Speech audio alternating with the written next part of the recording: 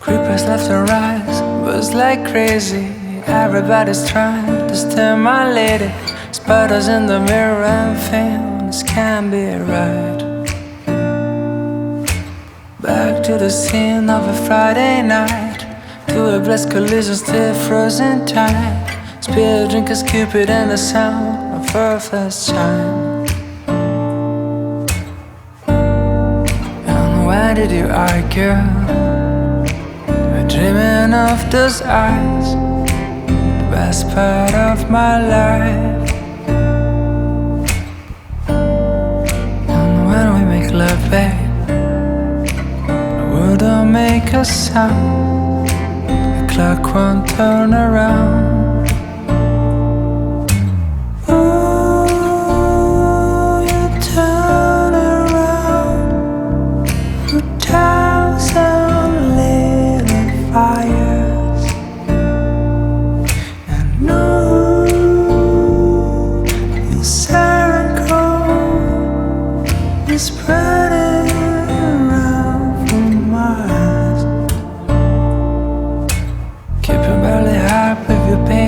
Slowing things down when I wanted to race. Catching up again when you try to chase.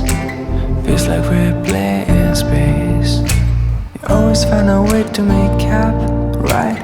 Even when we're such a fly. Even when tensions run high, you gotta soften up. Hello my friends, welcome back to my channel. We're gonna start another reading vlog. Today is Wednesday, and this week for this, Wanda's in her crate. She's fine, but she can hear me and she doesn't want to be in her crate, but she's fine. She may cry a little bit, okay? So I thought for this week's reading vlog, I would go back and do some more of the books that you all had recommended to me. I did a TBR video earlier in the year because I had asked you guys a question to recommend books to me that you thought that I would like. So here we are. I did the first reading vlog for 2 books, and this vlog is probably only going to have 2 books in it as well, but I wanted to let you know what I'm going to be reading this time. So I've decided to pick up Still Beating and Storm by Carrie Ann Cole. So these were 2 books that you all recommended to me.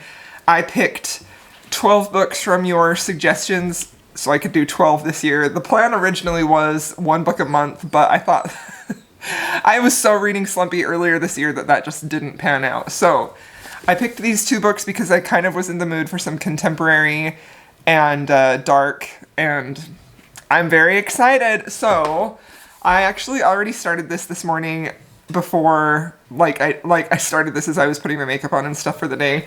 And I am currently on chapter 7. And this is a dark romance. This is a very popular book right now. I'm sure that you have probably heard or seen it. I feel like everyone has been talking about this book for a very long time.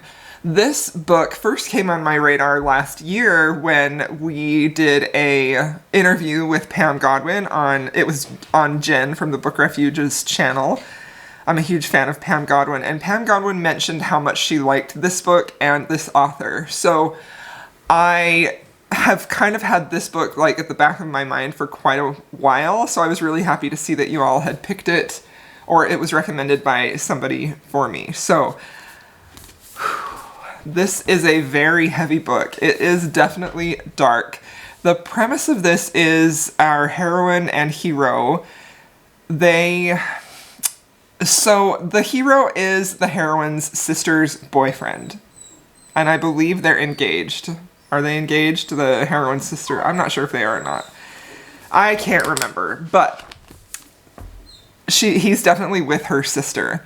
And the book opens when they're at a party. There's some banter happening between the hero and the heroine, even though he is with her sister. It's not like sexy banter. It's sort of you can tell that they kind of butt heads and don't quite get along a ton. And then ends up left at the bar. She finds her wallet is stolen and she can't get an Uber to go home. So she calls him to come and pick her up. She had tried other people and couldn't get through to them. She finally decides to call him to come pick her up because she doesn't feel safe and there is a man who is sort of bothering her. And he comes to pick her up. And events happen because of that. And the two of them end up getting kidnapped and find themselves in a basement by a very evil man who... so remember, this is a dark romance, so I'm going to be talking about some triggering things. I'm going to tell you what they are. It's by a man who comes down at gunpoint every day and rapes the heroine. Her name is Cora. Every single day. And eventually, he ends up forcing the two of them to have sex so he can watch at gunpoint under threat of killing them. And I am assuming that a romance develops between these two. So I feel like almost every single person that I have heard talk about this book has raved about it. 5 stars. High praise, you know. And I have read other books from this. I've read one other book from this author. I read Lotus, which is sort of has characters that are featured in here, I believe. And I liked Lotus, but it didn't, like, hit me emotionally like I was hoping that it would.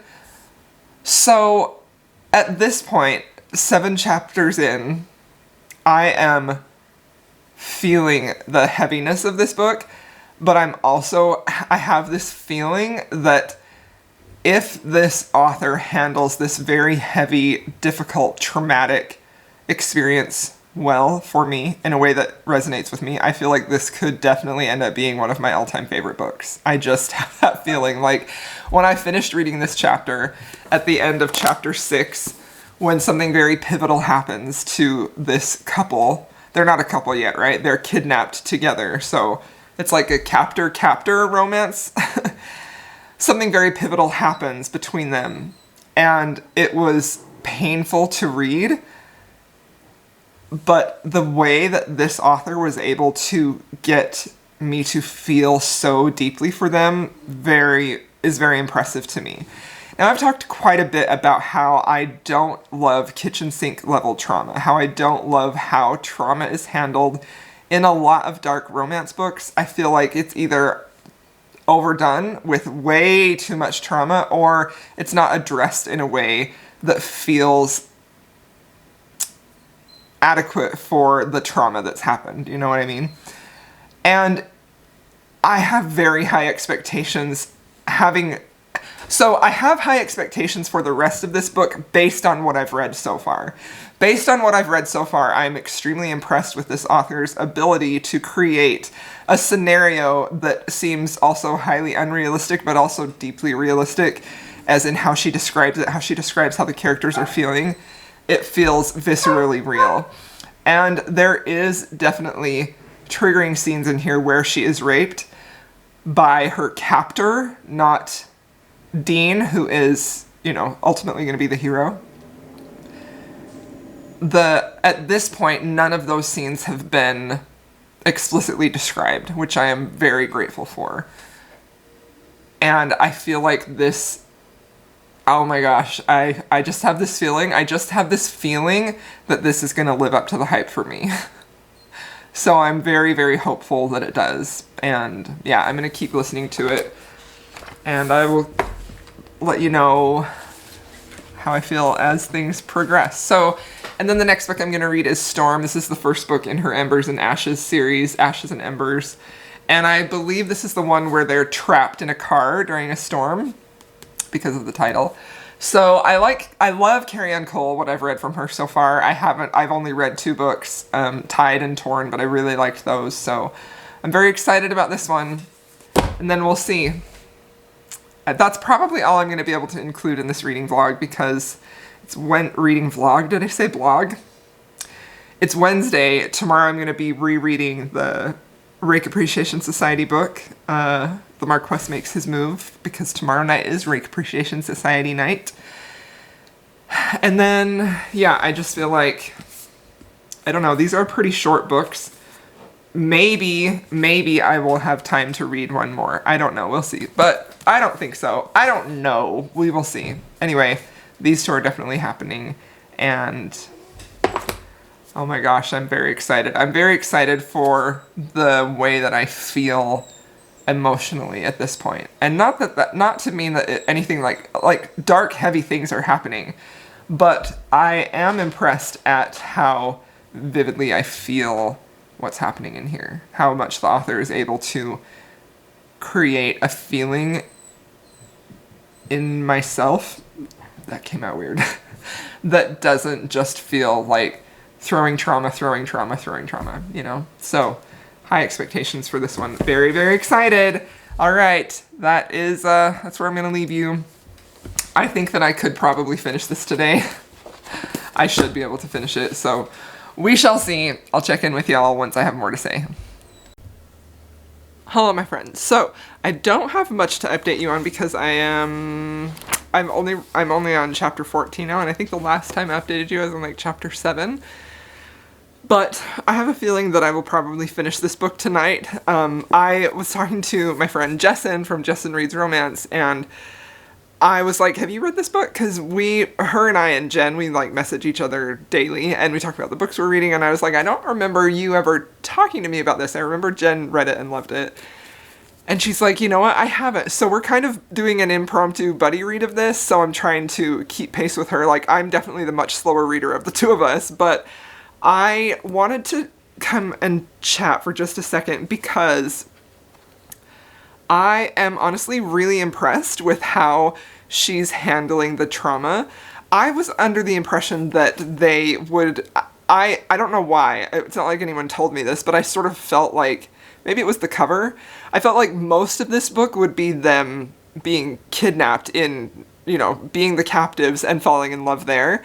And that's not the case. Like, they end up escaping fairly early on, like, definitely within just a few, it's split up into parts. So part 1 is where they're captive, and I kind of was a little, I don't want to say disappointed, because obviously I don't want to read just our characters suffering, but I did feel like it could be a really interesting concept to show these two falling in love while they were both kidnapped during their captivity, I guess. So I kind of was like, oh, so now the rest of the book is them trying to cope with life after that horrific experience, trying to come to terms with the things that they had to do and how that will never, ever escape them. And I have to say that I feel like the author is really handling that trauma with a great level of care, and it feels very realistic to me. It feels like there are some moments in here where we're reading from the hero's point of view in part 2, and he often finds himself like focusing on these very mundane thoughts. Like, there's a moment when he is, and this is like a few months after they've escaped, so they're living their normal life now, and there's a moment when he's looking in the fridge and he's trying to look for some food to eat, and he sees a head of broccoli, and like his motivation is just so low, and he's saying something like, I convinced myself that I can see Pat Sajak's face in the broccoli. And then he has like this chain of thoughts that are like, is he even still alive? Like, is Wheel of Fortune even a thing? Like, just like very mundane thoughts. And to me, that feels like a very classic coping mechanism for trauma, just having these very mundane thoughts and sort of letting your brain habitate there for a while so that you don't have to dwell on the trauma anymore. Anything to escape that trauma, so you find yourself focusing on things that are mundane, things that you haven't thought about in years, that just never occurred to you because you're busy with your life, but then you have this extremely traumatic event happen, and you are focusing on the minutiae of life that is as untraumatic as possible, like a broccoli that looks like an old celebrity, and is he still alive, and is this game show still a thing? And it's just like that was very powerful to me, because I feel like she's saying so much. She's saying so much about the character and about what he's going through with something that is so little and so mundane. And I feel like if like I feel like the temptation would probably be there to spell it out for the reader, that that's what this means, and maybe some people will think that I'm reaching, but as someone who has some significant trauma in their life, I'm not. I can tell you from my experience, my personal worldview, that is a coping mechanism. And I feel like in the books that I dislike that don't have that level of nuance and that level of sensitivity, they do that. They beat you over the head with it, and they're like, just emphasizing how sad they are, how they can't function, thinking about the trauma all the time. And I just feel like, obviously, this is a very damaged person now. How do you come back from a situation like that and not be? You don't. And so he's trying to find these very monotonous, mundane ways to not have to dwell in that trauma anymore. And it's just very interesting to me. I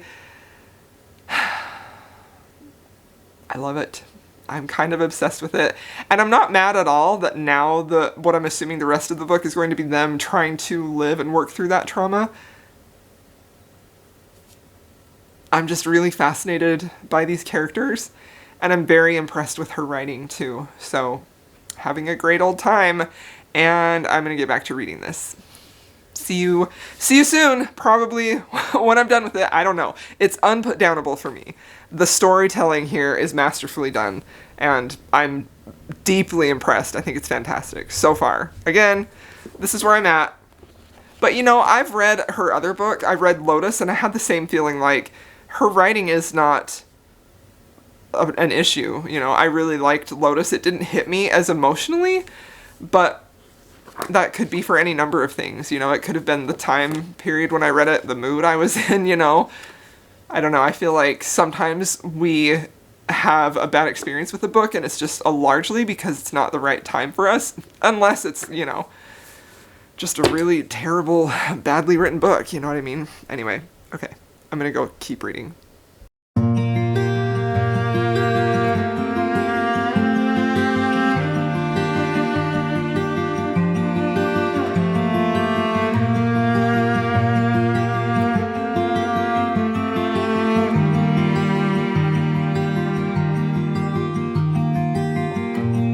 The last breath of summer is blowing down our necks,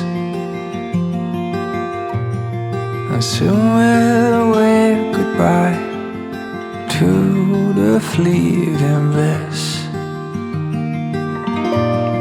Because you are like a tidal wave, just ripping up my life and living without a trace. And you know that I'm your silent patient. You know I'm your silent patient. I've been waiting this long out for your hands to hold me up. I'll be holding on through the winter for your kiss to wake me up. Now with the colors of spring, my heart will blossom up again. The speeding up, and with your smile it will erupt. And I collect all I can, set aside all the supplies. Your kisses and warmness to get through winter time. Because I'm your silent patient. Yes, and I'm your silent patient. I've been waiting so long for your hands to hold me up. I'll be holding on to the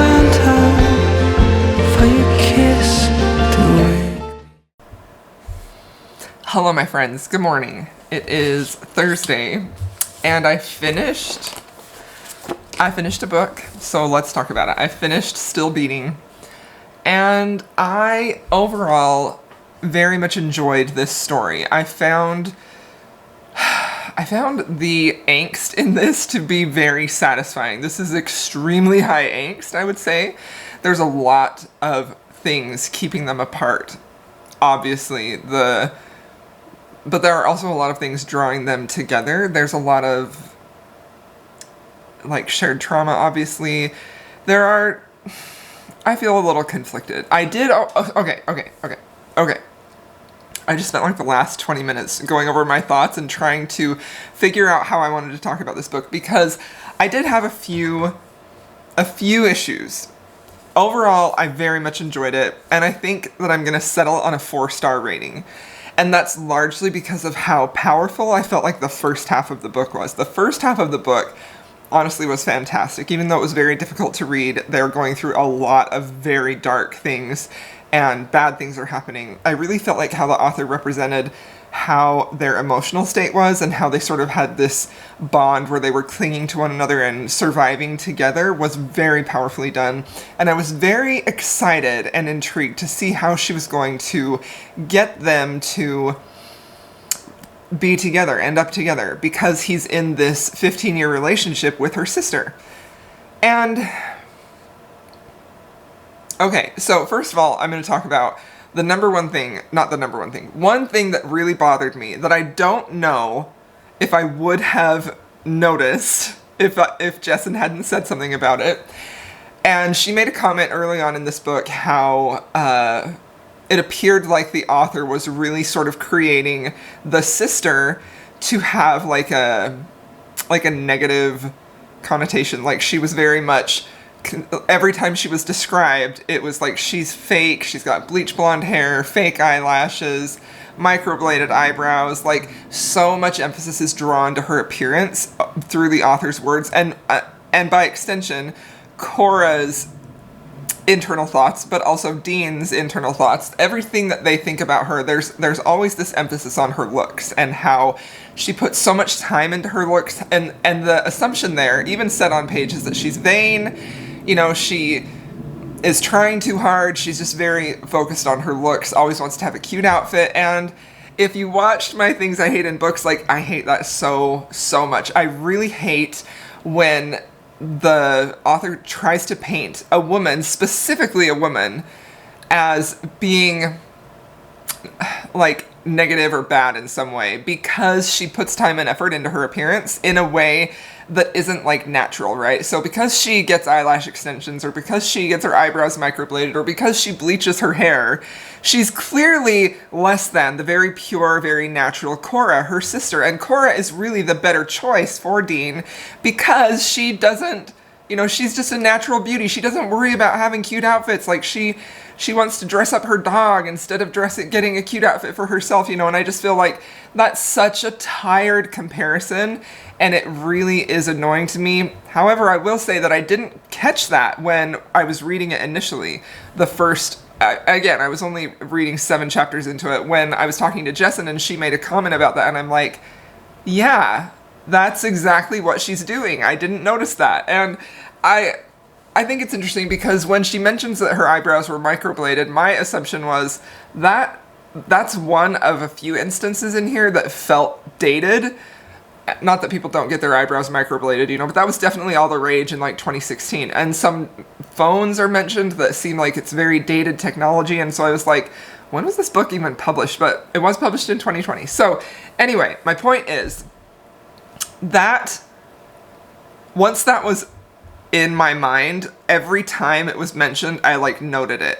And I especially noted it when the comparison was drawn that Cora was obviously the better choice because, you know, she had naturally blonde hair, you know. I don't know. I just hate that so much. I think that's just, I get what the author's trying to do. I really do. I love natural beauty, but I just really hate that is a constantly drawn message of, oh, this woman, she has fake eyelashes or she bleaches her hair. So clearly she is, you know, not a great choice here. I don't know. I just get so annoyed with that. So that was irritating for me. It was a pet peeve. Now, that's not why I gave it 4 stars though. Like that, honestly, if everything else in the book had satisfied me, it would have maybe made it a 4.5 and I still would have rated it 5 stars, just because that is a personal pet peeve of mine. I really hate it when we have a heroine who's not like other girls because she, you know, doesn't care about her appearance, but she's just so naturally beautiful, and I'm just like, can we stop with this, you know? Like, I just hate it so much. So, the main reason why I give this 4 stars, and I'm not going to go into spoilers, but I am going to talk a little bit about the plot and what happens towards the end, because that's really where I had the major issue with. So, when I knew that they got out of, like, captivity fairly early on, you know, they're kidnapped for the first part of the book. So they have this much of the book left where they have to work things out and end up with their happily ever after. And so I was very much curious about how that was going to happen, how are they going to get a happily ever after with that much book left, you know? Even though the things they had to overcome were huge, very, very huge, but I'm sorry, I have to keep checking my phone. I'm expecting an email that I need to get right now. So, they end up, towards the end, third act conflict, they end up separating, and Dean finally says, you know what, I can't do this anymore, you know, because the heroine is very wishy-washy. She wants to be with him physically because that sort of helps her feel safe, because when she was in captivity with him, every time that he touched her, she associated that with safety, whereas every time that they weren't touching, that was danger. So I understand that is a very compelling reason for her to want to have a physical relationship with him. And he ends up realizing that she's doing that, and she doesn't want to be with him for any other way. And so he's consistently getting, like, whiplash and getting his heart broken, and the trauma that is causing in him is significant, you know. Dean, I feel like, was a pretty great character. I really liked him. So he ends up saying, you know what, I can't do this anymore. Once I walk out that door, I'm gone for good. So they separate, they part ways, and now I'm like, okay, that I understand why he did that, you know, I do. But how are they going to get their happily ever after? Time passes, and we get an update on the heroine, and she basically is, you know, doing all of the stereotypical things to do when you have your life in order, right? Like, she takes her dogs for long walks every day. She put on some muscle, gained some weight. She drinks green smoothies every day. She listens to inspirational podcasts and self-help books. And I'm just like, I found that very irritating, because the trauma experienced in this book is so significant, that are you actually trying to tell me that maybe time helped her heal, but it's her green smoothies and her inspirational podcasts that have helped her get her life in order? No. I just found that disappointing overall. That was largely just very disappointing to me, because I feel like this author really handled their trauma very well. And I felt like she was really doing some interesting things on how they found peace. But I felt like Dean's growth and recovery was very much higher than Cora's was. And I feel like I can also understand that, because Cora was very much the victim. She didn't really have... I mean, obviously Dean is too, but it's complicated, right? It's so complicated that I was just expecting the healing, the final ultimate healing that brought them together, to be more about them working it out together instead of them taking a break and her following a bunch of wellness blogs and becoming a green smoothie fan, you know? So that kind of disappointed me. And I do feel like that the disappointment that I had in how that final conflict was handled is so high that I'm tempted to mark it even lower. However, my love of the first half of the book, specifically as they're going through the difficult captivity, and immediately after, like, Dean's point of view. He is the narrator for the second part of the book, which I think was a really good choice, because then we got to see how everything happened with his relationship with her sister ended up through his point of view and the choices that he made. And I liked that, because then the heroine Cora wasn't really a part of his decision making. You know, I liked that a lot. Yeah, so I liked this book a lot. I am going to stick with my 4-star rating, but I just had to talk about a few of the things that bothered me. I feel like if I really wanted to be a stickler, I would drop it to 3 stars, but the way that I felt about the potential this book had, and specifically how she portrayed their trauma, was very, very powerful and realistic. I just wish that the emphasis on their final healing and coming together had been different than what it was. So ultimately, I very much enjoyed this book. My reading experience of this was fun. I had a great time reading this, honestly. It was very fast-paced. I read it within a day. So yeah, I'm going to stick with my 4-star review. Hi, I'm back. Sorry, my memory card got too full. I've been talking too much in these videos.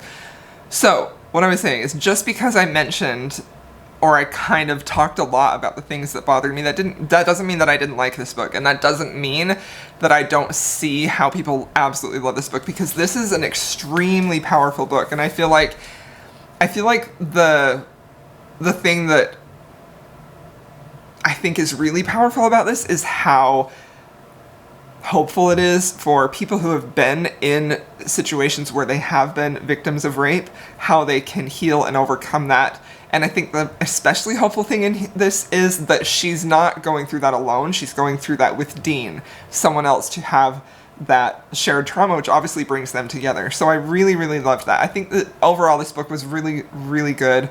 Really solid. A few things that kind of dimmed my enjoyment just enough to not make it a 5-star read. But again, very impressed with it, and I just wish that final conflict had been a little bit different, because if that final conflict had been handled differently and them coming together, I still would have given it 5 stars, regardless of how I felt about the way that she wrote about the sisters, you know, their appearance and things like that. So yeah, I liked it a lot. I really, really did. It was good, but not quite 5 stars for me, but still a solid read, just a great time. So yeah, okay, 4 stars for this one. Thank you so much for the person who nominated this book, and I'm really glad that I got to read it. Yeah, this had been on my radar for a while, but I don't know that I would have gotten to it had I not had this vlog to film, so I'm grateful for that. Okay, so that is the book that I read. Now I'm going to dive right into Storm by Carrie Ann Cole. I do think I am just going to keep this vlog to those 2 books, and I feel like I have talked quite a lot, and I don't want this vlog to be 5 million hours long. So, alright my friends, thank you so much for watching, and I'm not done with this vlog. I don't know. My brain is going other places. Anyway, I'm going to go read Storm, go about my day, and I'll check in with you when I have an update on that one.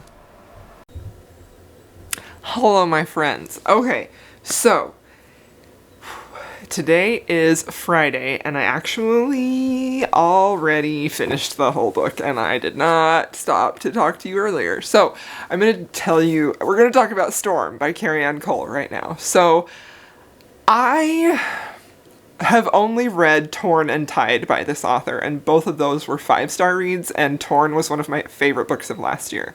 I loved them both. I felt like they were both amazing, but Torn had so many things in there that I don't like. It's an age gap, and he helped raise her, so there's that family taboo element there. And I felt like both of those books were done so well, as in they had a lot of subtlety and nuance, and there was so much attention and care given to the writing of that book.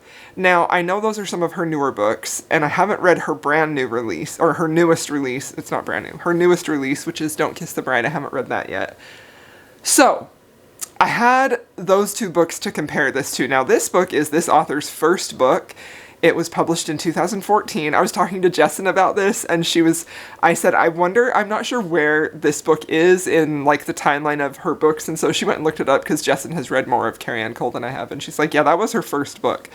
So, initially, my reaction to this book was not very positive at all. Once I found out this was her first book, I started to look at it a little more kinder, because knowing that this is her first book and then going to Torn and Tide, which are some of my all-time favorite books, it's very, very impressive to me how much her writing has grown.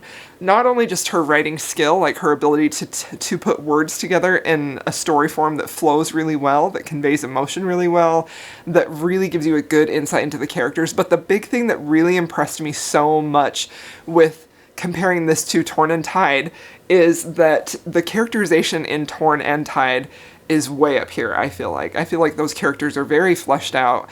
They have a lot of nuance to their personalities and to their motivations and to their backstories too. I feel like in Torn and Tide, there are obviously a little bit of stereotypes, because you're dealing with like a rock star age gap romance and then a kidnapped savior romance. So obviously you're going to have some stereotypes in there, but they also felt very fresh and new and unique to me. And I think that has everything to do with how much her writing has grown from her first book to Torn and Tide, which really show huge development in storytelling, characterization, emotional development, all of that stuff. So I gave this book 3 stars, and I feel like if I were to really be harsh with it, it would probably be a 2-star, because there were some things in this book that I did not like at all.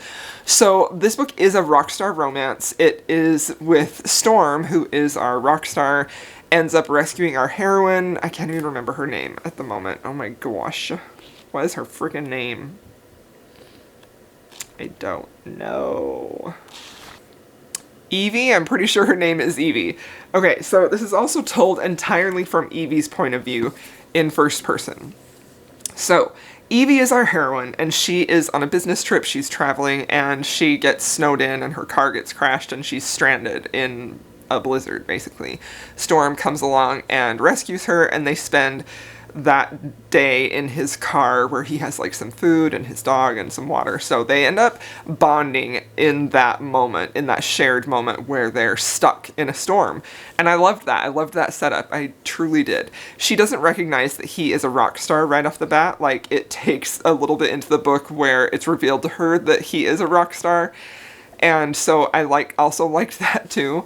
So the storm only takes a little bit of the book, and then the rest of the book is her trying to come to terms with the fact that she has physical feelings and what she believes to be her emotional feelings for this rock star man who she thinks kind of just left her and is only interested in sex with her. But meanwhile, she's in a relationship with another man. It's a pretty serious relationship. They live together. They've been together for a long time.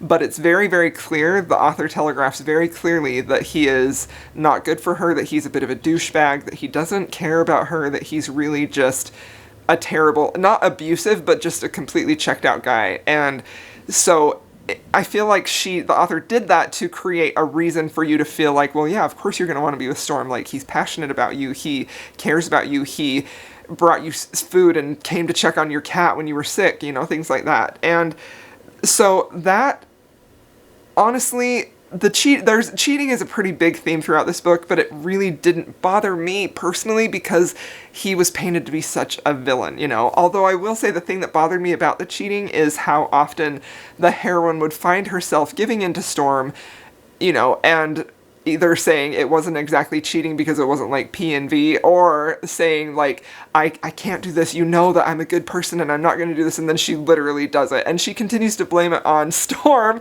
in that he makes her just uncontrollable, and I just really hate that. I hate that storyline very much. People are in control of their physical desires. I just don't, I get real annoyed when that message is for reason for cheating being in there, that I just can't control myself, I'm just too turned on this person, and I'm just like, There's no denying that some chemistry between people can be that visceral and that real. Trust me, I have felt it. But you are always in control of your actions, especially when another person is involved. Anyway, so there's a lot of inner struggle with her trying to figure out if she actually wants to leave her boyfriend or if she wants to trust Storm, because Storm is really presenting a compelling case physically for her to be with him. And she continuously thinks that he's just like this really loose guy who sleeps with all of these groupies, and the word slut is thrown around in this book so often between the heroine saying, I'm not a slut, you know, and presenting herself as this very righteous individual who doesn't enjoy sex and couldn't possibly enjoy sex, and she's also very, very naive, while at the same time, the women, like the groupies that Storm is with, like, she constantly refers to them as sluts all the time. She has, like, this name for one girl who just basically services Storm, but has feelings for him too, and she's got fake boobs, and I think she calls her jugs, and I'm just like, it just felt so juvenile and just petty, and I feel like I just didn't love that at all. Like, it really honestly bothered me. I feel like, okay, so, however, I will say that this overall story was pretty compelling for me, and that's really why I gave it 3 stars. I do think Carrie Ann Cole has a way of getting you invested in these characters, even though this book was a complete mess. This book reminded me a lot of Thoughtless, that old indie romance. I don't know if you remember it. I think it's by, like, S.C. Stevens or something like that. Man, I read that book when it came out. It is all about cheating. I freaking loved that book so much. Like, I think I read it, like, 4 or 5 times. And that is not my jam now at all. And this is not that heavy on the cheating, but it felt very similar to me in the way that it really leaned into those stereotypes, those tropes that were very familiar when indie romance first became a thing, and it was like this grand opening of putting in all kinds of content. You could tell whatever kind of romance you want, like, right? And I just, like, ate those up at the time. I loved it. So I feel like this book now, reading it now, even though it was only written in 2014, it feels a lot like those early indie romance books, and therefore it feels a little bit tired. The stereotypes are really, really obvious in here. I hated how Storm was presented as just this bad boy rock star who just, like, sleeps around and is always after just getting off with the next available woman, and she's always questioning, like, would he really want to be with me or care about me?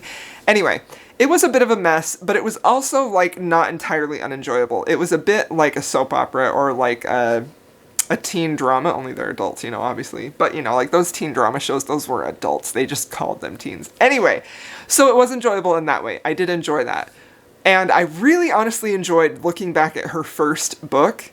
I love that experience of looking at an author's first book and then comparing it to some of their, like, masterpieces, in my opinion. So I liked it. I liked getting the backstory for the other characters in the series. I definitely want to continue on in the series, but there were for sure some things that bugged me or that I found irritating, specifically like the way the cheating was handled, the really heavy stereotypes, the one-note characters, which is always kind of a thing that I'm just like, I don't love that. It's hard for me to get invested in characters when they feel so stereotypical and cardboard cutout sort of one-note type of characters. And the slut-shaming, honestly, was just... It was annoying, you know? So, anyway, I did enjoy reading this. I love the cover, and I want to collect all of these, and I definitely want to continue reading it. It was not without its problems, you know? So, 3 stars for this one. A fun time. So, alright, we're gonna end this vlog. Thank you so much, y'all, for recommending me these books. I enjoyed reading both of them. It was a ton of fun. It did give me a lot of things to talk about, a lot of things to think about, and I just had a great time reading them. So thank you so much for recommending those to me. Thank you so much for watching this video. I hope you enjoyed it. If you want to leave me an emoji, feel free to leave me any animal emoji that you want if you want to let me know you were here. And if you don't, I'd love to hear your comments or feedback. Be sure to like and subscribe, and I'll see y'all in my next video.